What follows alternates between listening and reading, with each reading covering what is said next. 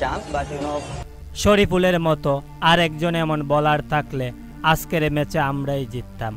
গল মার্বেলসের কাছে ম্যাচ হেরে শরীফুলকে প্রশংসায় বাসিয়ে একই বললেন ক্যান্ডি ফালকনসের অধিনায়ক হাসারাঙ্গা। দর্শক, আজ শরীফুল ইসলাম প্রথম ওভারেই দুর্দান্ত বোলিং করে একটি গুরুত্বপূর্ণ উইকেট তুলেছেন।